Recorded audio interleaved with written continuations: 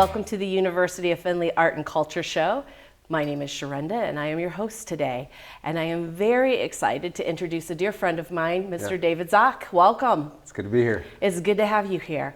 And we have so much to talk about. Yeah. You are an individual who does not allow time to stand still. You are constantly moving in the world of creativity and in the world of abolitionists. And that is a word that many people don't hear except for in the history, and you are a living, breathing abolitionist. So I'm excited to talk about that. Yeah.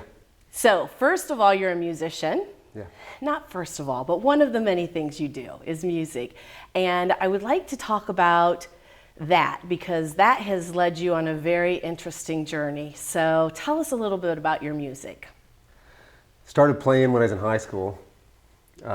Getting ready for the show at the university here. I'm covering a few songs that I learned back there, an Oasis tune. Fun. U2, Oasis, Smashing Pumpkins, Nirvana. That time period is when I started writing music. So it's fun to see a lot of Nirvana shirts again lately. Yeah. But it's taken me all over the world, playing songs, playing our songs and meeting people of different languages. And I'm so thankful for it. It's been 25 years now.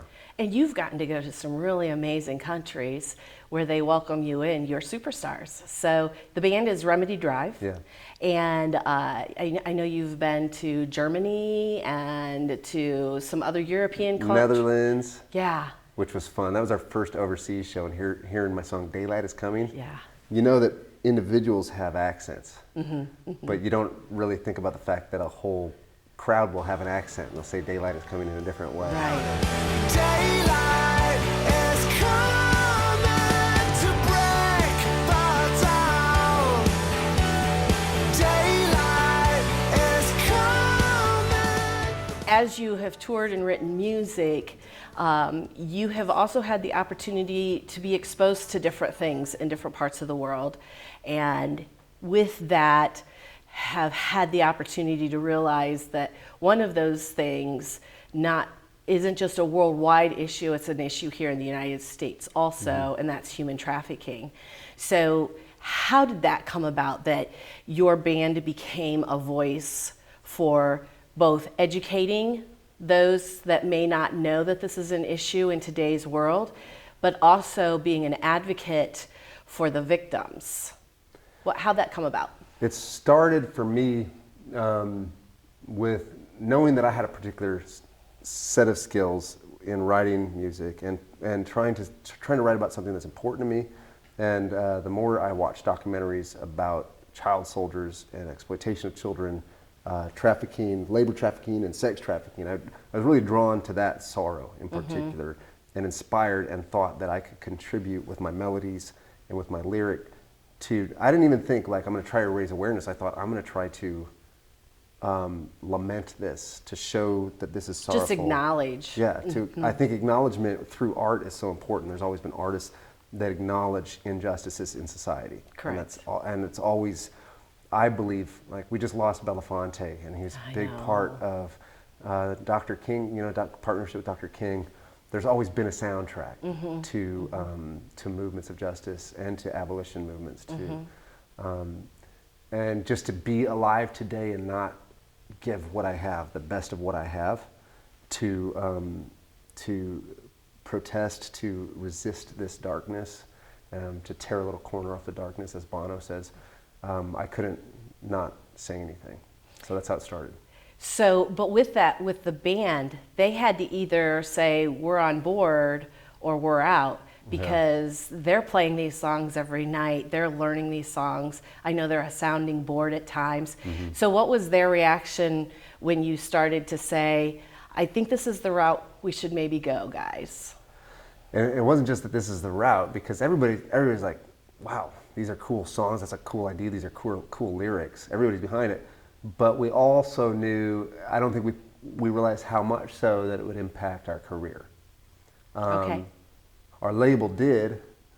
Our label at the time did, and some of the things that they said to me at the time really stuck with me and made me feel like a commodity. Like, this isn't going to sell. Nobody wants to hear about this.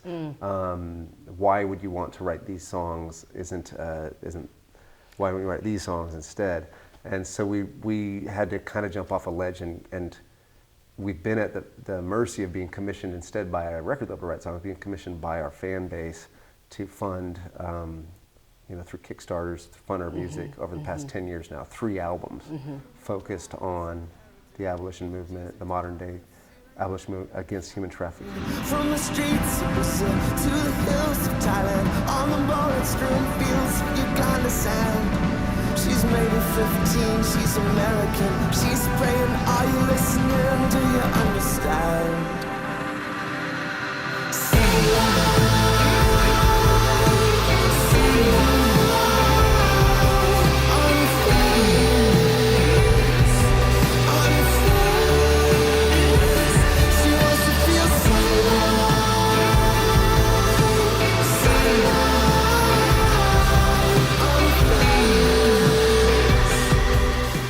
You guys had applied for some sorts of grants that are through some nonprofits also to help with the focus specifically on human trafficking. Yeah. So that's exciting because, here you are as a band that says we can use our voice to stand for something. We are going to trust our fan base that they will help fund this. Yeah. But then in addition to that, are there any dollars out there that are looking for a home to be a part of this? And you found... Well, they found us actually. Okay, tell me about that. It was this organization called the Human Freedom Music Awards. Okay. And it's just a one-time thing, like how do we fund music, specifically music, not the work itself. Sure.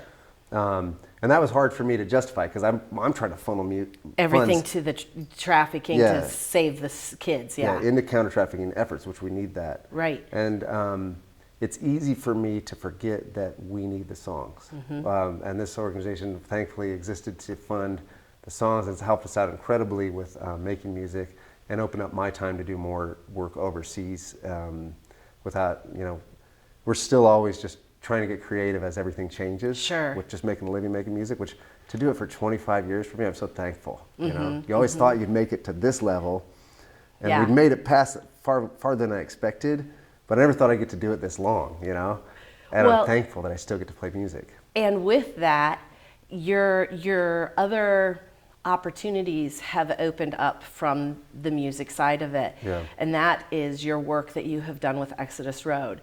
So you're not only being inspired by stories of these kiddos, you're actually going on missions where you're actually interacting with these young women and men.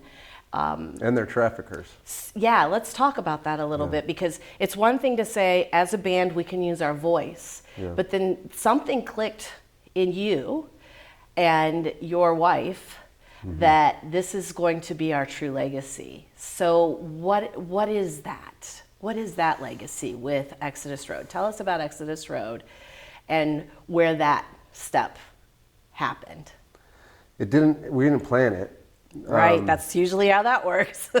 We just moved in this direction. That's why I love talking, especially to college students. Like, if you have something that's in your heart that you want to do, I believe that if it's in the direction of freedom and justice and compassion and mercy, that the road will pave itself as it continues to pave itself for us.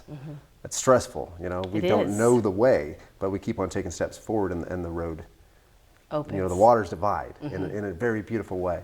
But I met Matt Parker, who's my age. He founded the Exodus Road with Laura, his wife, who's the CEO of the Exodus Road now. And he did undercover work. And he wanted us to talk about the work to help fund the organization and the work, because it's mostly nationals from the countries we work in India, in Thailand, in the Philippines, in several countries in Latin America, and here in the States. But they need short-term deployments from Westerners. For instance, I was on a phone call this morning with people from 2 different countries in Asia, and I'm planning a trip that actually includes 4 or 5 people in the Remedy Drive network that were recruited into the work, which it's rare to get recruited at that level. A lot of people might send funds over, which we really love and need, but several ex-military, ex-law enforcement, a windmill guy, these guys are going over with me, and we all met through concerts and stuff like that, which is pretty special. It's very special. And so for clarification for our viewing audience, when we say you're going over, they've volunteered and have been recruited. This is for actually undercover covert missions. Like you're wearing the cameras, you're going in, you're getting things on video, and it's helping to build a case against the traffickers of that country. And then you're hoping that you're building the relationships with the police and with the people over there that are really willing to take action against this. And the people over there, in this case, and in the case most of the time, there are rules, and traffickers are more suspicious of their fellow countrymen. This man that's from this country might be law enforcement. Right. They're might less be the suspicious sting of agent. us. Yes. And so we're able to make a lot of progress for them, but really to lift up and celebrate What's and empower happening. their work. Sure. Because they're doing it all the time. I get to come in, and I'm glad to go when I go, But they're doing the research and laying all of the groundwork for it. and inviting us in to that capacity.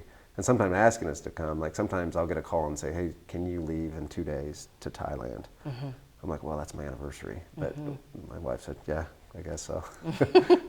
And that happens every now and then. But this is we do these short-term deployments of Westerners that go into some of these regions and help with tips that they already have, suspicions they already have. And we're working with, sometimes the law enforcement is all the way from the United Nations to like the equivalent of that country's FBI, or National Bureau of Investigations, or like the local anti-human trafficking police, different departments, or child protective services that have suspicions about certain groups or certain places, certain establishments, certain, and we bring technology, which is great because it's hard to crack some of the encryption they have on their communications, and we have different ways to get around that we assist with. And that's all because they're generous people, many of which come from my band's community, which is so humbling and exciting to me. Even though we're not famous, we're not superstars, we have this other thing that is so important. And I love it that on your show, culture and art. And culture. Art and culture and justice, those three things for me are right like together. And so we can use our music and our actions to build a different culture than what exists. Well, and there is one particular song that you share some background on, because when you go into these operations, you see the girls once and then you're gone. And you can't tell them that you're there to save their lives, that you're fighting for them. Yeah. They can't know any of that. That's got to be absolutely heartbreaking. Yeah. There was one particular young lady that you never thought you'd see her again. She really left an impression on you, and then all of a sudden you saw her again. And that really kind of took you aback a little bit because you weren't mentally prepared for that. But you wrote a song that is dedicated to her. And can you tell us a little bit about that song? Because to me, it's very, very special. What's interesting about, and what's great about art, is sometimes the less direct it is, the more true it is, versus like just telling a story. Right, right. And so most of my songs, like that one in particular, is informed by her and then other stories that now overlap and become, the same character can be in multiple songs, or that song can be about multiple of those interactions. There was one girl in Latin America that a taxi cab delivered one night to the team, and then a trafficker delivered also to another party. So it was this really odd situation to see the same girl 2 nights in a row. Yeah, that's the one. And you get to know her more than just in like talking to her for 15 minutes or an hour in a club. And the overwhelming feeling I got is I want more for you than this life. Life exists outside of this, my love. Can I lift your listless eyes up? By any means, I'll try to fix this, give you more than empty kisses. I dreams that we show it, shares of you. I hope the hope you once dismissed comes true. You were lovely, like the stars above. You were lovely, and you are still loved when you're walking on a wire. And all of that just grows out of these conversations. You see this hope And you're a dad. Yeah, and and you, I'm a dad. And you want this for these girls, Yeah. just as you want it for your daughter. Yeah. And Yeah. I want something else. Yeah. And I see just a snippet of what the reality of her life is. The drugs, the drinking, the exploitation, abuse. the fear, the abuse, just the bravery of a girl that's going to get in that car, even if she's being forced into it, or in Thailand getting on the back of a motorcycle taxi with a customer and delivered to some random place and then coming back to a club on the back of a motorcycle at 15 years old. And their families have no idea. Yeah. They don't. Their families think that they're in these communities working in the textiles or working Yeah. in a grocery. They have no idea that their daughters have Yeah. become this. And it's no choice. Yeah. So there is another song that has come out of this as the years have gone by, and it's tied to a tattoo, There Be Dragons. Oh, yeah. And I absolutely love this story because you tell it, and the viewers are going to understand. Yeah. So tell us about what is so important about a tattoo on your friend Matt that Yeah. says There Be Dragons, and how is that tied into the project of fighting for these kids' lives? So in 2020, I think Matt already had the tattoo, and he told me the story of it. But on ancient globes, in some areas in uncharted territory, there's, there'd be a dragon. And sometimes they say, here be dragons. Kind of like an old pirate sounding Yeah. thing. And the fear was there's danger, but it's also uncharted. And as an organization, for my friend that's at the helm of this ship, bringing me and other people into harm's way and letting us know, like, I'm taking you into harm's way tonight. I'm not sure what's down that alley I'm sending you down. And he did that to us, that particular trip. He sent us this alley that was a very weird experience, and I ended up in the back of a taxi with a 15-year-old girl and a trafficker, and I had no idea where it was going. And he, that's a And you didn't know burdensome if you for were him. going to be back. Yeah, I know. And my friend's like, hey, just drop a pin. I was like, oh man, thank goodness. Yeah, I'll drop a pin. And so he's sending us into those situations. The organization itself, Matt was a youth worker, and now he's part of this international organization, and just the stress and the things you have to learn, and you have to learn on the run, running an NGO. We all know because of books like When Helping Hurts that you can do stuff the wrong way, and there's unintended consequences. And he's trying to raise funds, and he's like, there's uncharted water. We also know there's danger here. And so that tattoo, it said, Hic sunt dracones, we here be dragons. So my song, and also I have a love for this guy, Oh yeah, your brothers. A real love for him. And these waters are uncharted, and here there be dragons. In the legacy that was started in the footsteps of Baggins. I'm always referencing Tolkien and C.S. Lewis in the lyric. These waters are uncharted, and here there be dragons. And the legacy that was started in the footsteps of Baggins. Our love is forged, you see, in the furnace of adversity. We're passing through the fire together. We'll make our way through these flames and these ways. This is a storm that we can weather. We're turning numbers into names in these days. Oh! Turning numbers into names. And one particular thing that's disappointing about fighting against trafficking is sometimes the girls are literally known only by a number that the traffickers will let the customers pick out by. And all that,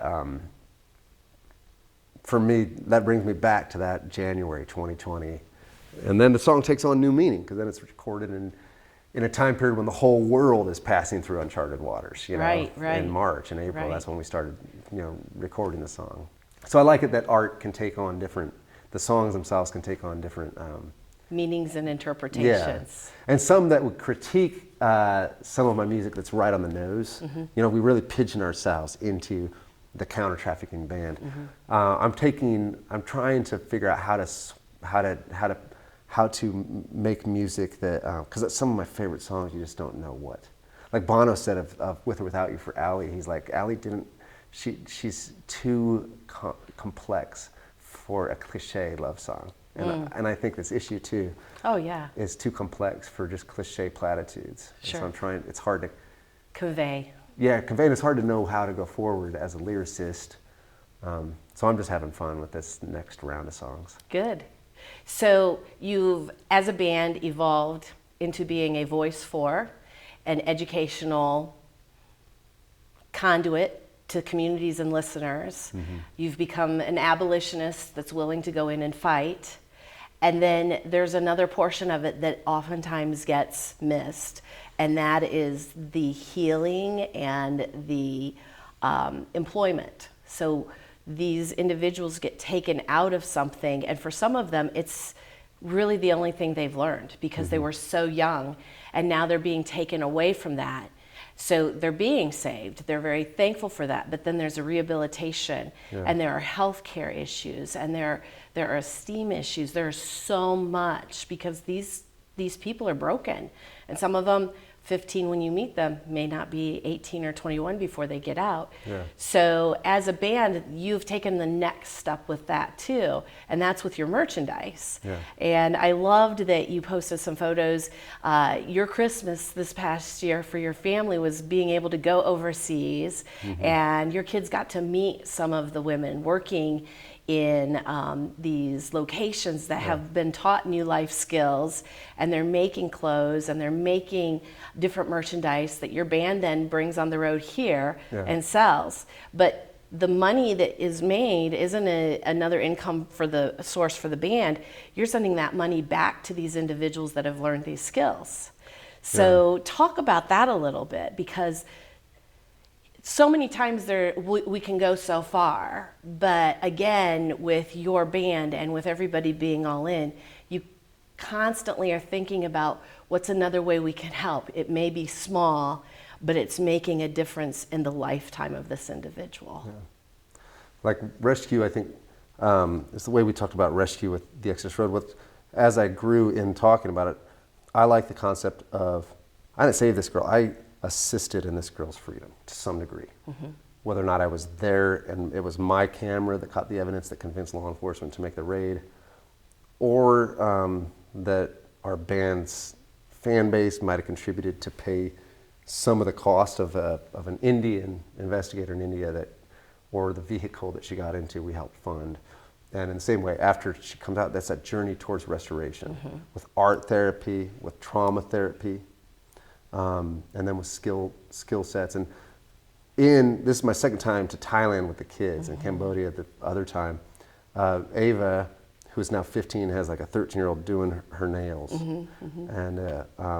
and she paid her, a couple $100 baht, which is like $7, which is about what it costs on the street there. And that skill set is important for that girl moving forward. It's also important for her to learn, and those are younger girls at that particular facility that while we were there was also building a shorter term, they have a long-term program, but they had a shorter term like safe house as well. And the government needed those two properties to be separate. So we saw this other thing being built, and so the kids can see all these little elephants. Do you have an elephant? Did you get an elephant from us? Well, I have elephants on my pants. Okay, well, yes. That's made another place, but we also saw these elephants, and those girls make them, and they get fake money for the snack stand, and then it helps support Rafa House when they sell to us.